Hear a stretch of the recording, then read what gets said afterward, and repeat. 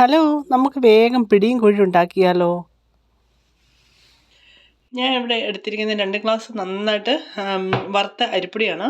പിന്നെ അതിനകത്തോട്ട് കുറച്ച് ജീരകം പൊടിച്ചിട്ടുണ്ട്. പിന്നെ തേങ്ങ ഗ്രേറ്റഡ് കോക്കനട്ട് ഇങ്ങനെ എടുത്ത് വെച്ചിട്ടുണ്ട്. പിന്നെ ഇത് രണ്ടും കൂടെ നമുക്ക് മിക്സ് ചെയ്യാവേ.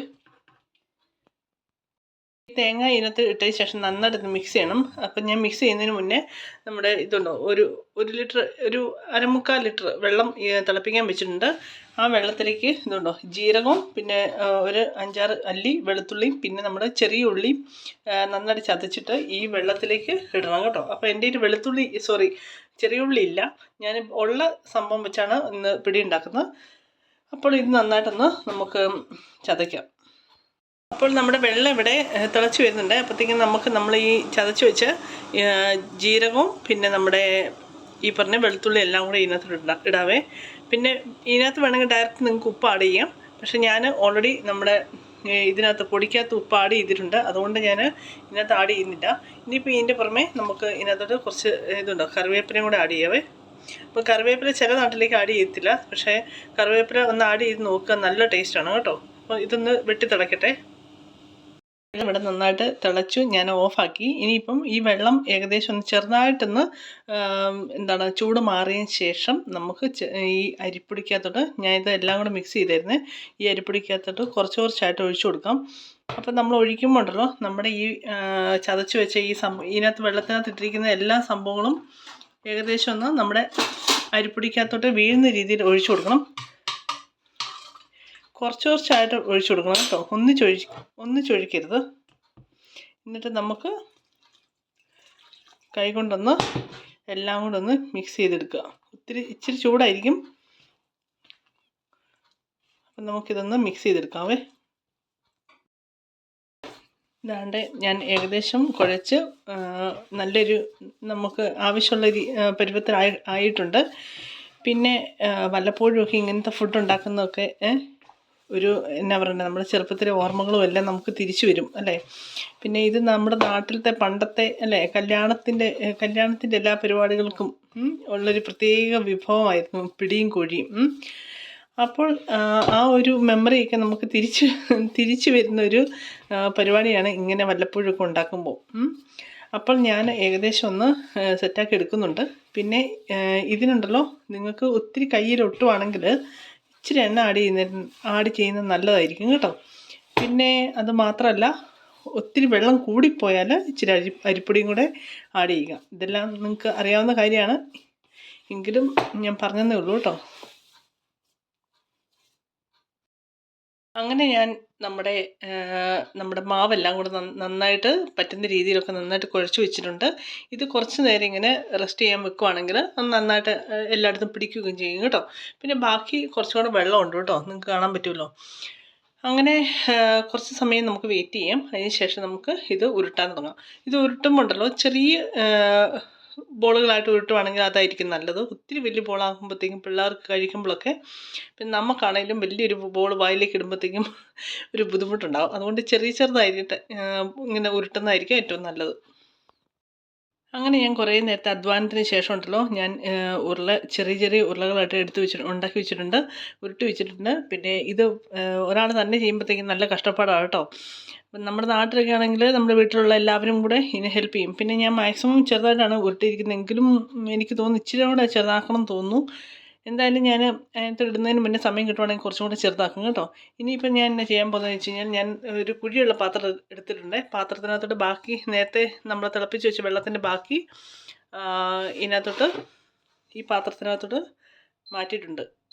ഇനിയിപ്പം ഇതിനകത്തോട്ട് ഈ വെള്ളം ഒന്ന് വെട്ടി തിളയ്ക്കുമ്പോഴത്തേക്കും നമുക്ക് 1-ാം പാല് 2-ാം പാല്, ഇവിടെ അങ്ങനെയൊന്നുമില്ല. ഞാൻ ഇവിടെ മേടിച്ച് വെച്ച ഇതുണ്ടോ, ഇങ്ങനത്തെ കോക്കനട്ട് മിൽക്കാണ്. ഇത് ഡയറക്റ്റൊക്കെ ഒഴിക്കുവാണ്. ഇവിടെ 1-ാം പാൽ 2-ാം പാൽ അങ്ങനത്തെ പരിപാടിയൊന്നുമില്ല. അപ്പോൾ ഇതൊന്ന് തിളയ്ക്കുമ്പോഴത്തേക്ക് ഈ മിൽക്ക് അങ്ങ് ഒഴിച്ചിട്ട് പിന്നെ പിന്നെ ചിരണ്ടി തേങ്ങയും കൂടെ അതിനകത്തോട്ട് ഇട്ടിട്ട് അതൊന്ന് ഏകദേശം ഒന്ന് തിളച്ച് വരുമ്പോഴത്തേക്കും ഈ ഉരുളെല്ലാം കൂടെ അതിനകത്തോട്ട് ഇടും കേട്ടോ. ആ വെള്ളം തിളച്ചപ്പോഴത്തേക്കും അതിനകത്തോട്ട് നമ്മുടെ പാൽ ആഡ് ചെയ്തു കേട്ടോ, തേങ്ങാപ്പാൽ ആഡ് ചെയ്തു. പിന്നെ അതൊന്ന് കാണിക്കാൻ ഞാൻ വേഗമാണ് ഉണ്ടാക്കുന്നത് കേട്ടോ. ഞാൻ പറയുന്നത് നിങ്ങൾക്ക് മനസ്സിലാകുന്നുണ്ടെന്ന് വിശ്വസിക്കുന്നു. പിന്നെ ഇനിയിപ്പോൾ നമുക്ക് ഇതിനകത്തോട്ട് കുറച്ച് ഉപ്പ് ആഡ് ചെയ്യാവേ. അപ്പോൾ ഇത് എന്നാ പറഞ്ഞിട്ട് കുറച്ച് ലേറ്റായി കേട്ടോ. ഉപ്പ് കുറച്ച് ആഡ് ചെയ്താൽ മതി, കാരണം നമ്മൾ ഓൾറെഡി പൊടിക്കകത്ത് ആഡ് ചെയ്തിട്ടുണ്ട്. ഇനി ഇനിയിപ്പം നമ്മുടെ തേങ്ങ അതിനകത്ത് ആഡ് ചെയ്യാം കേട്ടോ. അപ്പം പിള്ളേർ ഇടയ്ക്ക് അടുത്ത് വന്നിട്ടുണ്ടേ. അപ്പോൾ ഇതിനകത്ത് ഞാൻ ചെറിയ ഇതിനെക്കാട്ടും എനിക്ക് പറ്റുന്ന രീതി ഞാൻ ചെറിയ ബോളുകളായിട്ട് വീണ്ടും ഉണ്ടാക്കി വെച്ചിട്ടുണ്ടേ. അപ്പോൾ ഇതൊന്ന് നമുക്ക് വെട്ടി തിളച്ച് വരുമ്പോഴത്തേക്കും നമ്മൾ ഉണ്ടാക്കി വെച്ചിരിക്കുന്ന ഈ ബോളുകൾ മുഴുവൻ അതിനകത്തോട് ഇടാവേ. ഇത് ഉണ്ടാക്കാൻ സത്യം പറഞ്ഞു കഴിഞ്ഞാൽ ഒരാൾ തന്നെ ഇത് ഉരുട്ടിക്കൊണ്ടിരിക്കുമ്പോൾ ഭയങ്കര ബുദ്ധിമുട്ടാണ് കേട്ടോ, ഉള്ള സത്യം പറയണമെന്ന്. പിന്നെ വല്ലപ്പോഴും ഇത് കഴിക്കണം എന്നുള്ള ആഗ്രഹം വരുമ്പോൾ ഉണ്ടാക്കിയെന്ന് മാത്രമേ ഉള്ളൂ. ഞാൻ അങ്ങനെ എനിക്ക് തോന്നുന്നു ഇത് രണ്ടാമത്തെ പ്രാവശ്യം ആദ്യമായിട്ട് UK വന്നതിന് ശേഷം ഉണ്ടാക്കുന്നത്. നമ്മുടെ വെള്ളം ഏകദേശം ഇതാണ്ടേ, നമ്മുടെ വെള്ളം തിളച്ചു തുടങ്ങി. അപ്പം നമുക്കിനിയിപ്പോൾ ഇതങ്ങോട്ട് ഇടാം.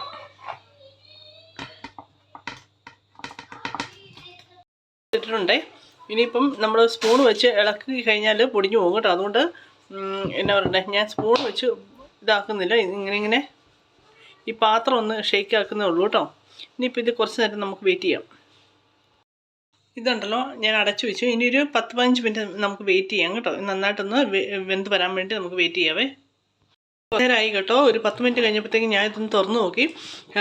അപ്പം നമ്മൾ ഇളക്കി കൊടുക്കണം. അതിൻ്റെ ഒരു വേഗമൊക്കെ ആയി കഴിയുമ്പോഴത്തേക്ക് ഇളക്കി കൊടുക്കണം കേട്ടോ. പിന്നെ അപ്പം നമ്മുടെ തേങ്ങാപ്പാൽ ഇച്ചിരി കൂടെ വറ്റുവാണെങ്കിൽ അതായിരിക്കും നല്ലത്. ഇനിയിപ്പോൾ ഇത് കുറച്ച് ഇച്ചിരി കൂടെ നമ്മുടെ പാല് ഇച്ചിരി വറ്റി കഴിയുമ്പോഴത്തേക്കും ഞാനിവിടെ ഇച്ചിരി അരിപ്പൊടി ഇങ്ങനെ കുറുക്കി വെച്ചിട്ടുണ്ട് വെള്ളം അല്ലെങ്കിൽ നമ്മുടെ പാലിനകത്താണേലും കുറുക്കിയാൽ മതി കേട്ടോ. അപ്പോൾ അത് അതിനകത്തോട് ആഡ് ചെയ്യാവേ. പിടി ഇത് ഏകദേശം ഒന്ന് കുറുകിയതിന് ശേഷം നമുക്കിതൊന്ന് ഒഴിക്കാവേ. കാണാൻ പറ്റും നമ്മുടെ പിടി നന്നായിട്ട് സെറ്റായിട്ടുണ്ട് കേട്ടോ. ഇതിൻ്റെ ചെറിയൊരു കളറൊക്കെ മാറുമ്പോഴത്തേക്കാണ് ഇത് ഏകദേശം വെന്തെന്നുള്ളൊരു നമുക്ക് ഉറപ്പാകുന്നത്. അല്ലെങ്കിൽ നിങ്ങൾക്ക് നോക്കിയിട്ട് മനസ്സിലാകാത്തവർക്ക് നമുക്ക് കഴിച്ച് നോക്കാം കേട്ടോ. ഒരെണ്ണെടുത്ത് കഴിച്ച് നോക്കിക്കഴിഞ്ഞാൽ വെന്തോ ഇല്ലയോ എന്ന് അറിയാൻ പറ്റും. അപ്പോൾ ഇങ്ങനെ കുറുകിയിരിക്കുമ്പോഴാണ് നമുക്ക് ചിക്കൻ കറിയുടെ കൂടെയൊക്കെ കഴിക്കാനും ഏറ്റവും നല്ലത് കേട്ടോ. അങ്ങനെ ഇന്നത്തെ വീഡിയോ ഇത്രേ ഉള്ളൂ. ഇഷ്ടപ്പെട്ടെങ്കിൽ ലൈക്ക് ചെയ്യുക, സബ്സ്ക്രൈബ് ചെയ്യുക, കമൻറ്റ് ചെയ്യുക, ഷെയർ ചെയ്യുക. നമുക്കിനി അടുത്തൊരു വീഡിയോ കാണാം. അപ്പം ഞാൻ ഇതൊന്ന് പാത്രത്തിലേക്ക് എടുക്കട്ടെ കേട്ടോ. അങ്ങനെ ഞാൻ വേഗം ഓടിപ്പിടിച്ച് ഞാൻ നമ്മുടെ പിടിയും കോഴിക്കറി ഇവിടെ ഉണ്ടാക്കിക്കൊണ്ടിരിക്കുകയാണ്. അപ്പം ഇവിടെ ഏകദേശം 1:45-2 മണിയായി കേട്ടോ. ഇനിയിപ്പം ഫുഡ് കഴിക്കാനായി. അപ്പോൾ ഇന്നത്തെ വീഡിയോ ഇത്രേ ഉള്ളൂ കേട്ടോ. ഞാൻ വേഗം ഒന്ന് പാത്രത്തിലെടുത്തിട്ട് കാണിക്കാവേ. അപ്പോൾ നമ്മുടെ അടിപൊളി പിടിയും കോഴിക്കറിയും ഇവിടെ സെറ്റായിട്ടുണ്ട്. അപ്പോൾ ഇതുപോലെയൊക്കെ എല്ലാവരും ഉണ്ടാക്കി നോക്കുക കേട്ടോ. അപ്പോൾ എല്ലാവർക്കും ഇഷ്ടപ്പെടും. ഇന്നത്തെ വീഡിയോ ഇഷ്ടപ്പെട്ടെങ്കിൽ ലൈക്ക് ചെയ്യുക, സബ്സ്ക്രൈബ് ചെയ്യുക, കമൻറ്റ് ചെയ്യുക, ഷെയർ ചെയ്യുക. നമുക്കിനി അടുത്തൊരു വീഡിയോയിൽ കാണാം. അതുവരെ bye. Thank you so much.